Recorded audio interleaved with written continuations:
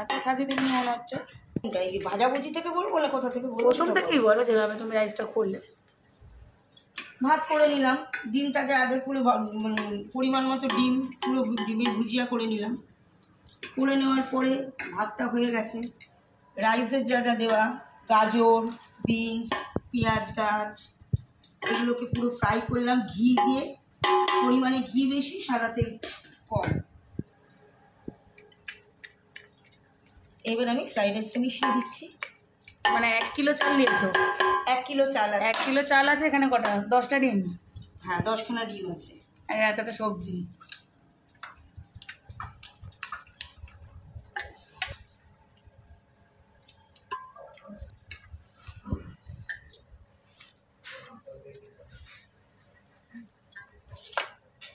এর সাথে সাথে একটু করে নুন আর গোলমরিচ গুঁড়ো ছড়াচ্ছ? গোলমরিচ গুঁড়ো আমি একেবারে ফ্রাইটাতেই দিয়ে দিয়েছি, যাতে গোলমরিচ গুঁড়োটা ভালোভাবে মিশে যায়।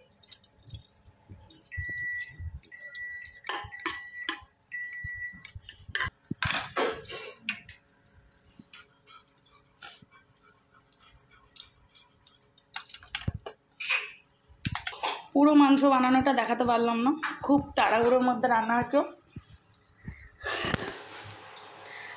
মাংস সবে জল দিয়েছে, আজ আর প্রেশারে করবো না, পুরোটাই কড়ার মধ্যে করব।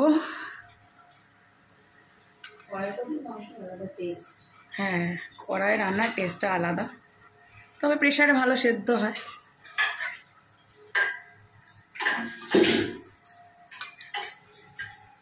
আমার মাংসটা পুরো রেডি হয়ে গেলে তারপর আমি ভিডিওটা করে তোমাদের দেখাবো আমার মাংসটা কেমন হয়েছে, ঠিক আছে?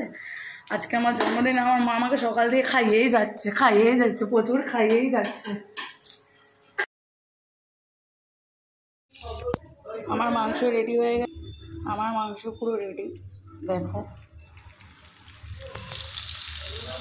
এখানে ইলিশ মাছের লেজা, মাছের মাথা ভাজা, পোনা মাছ ভাজা,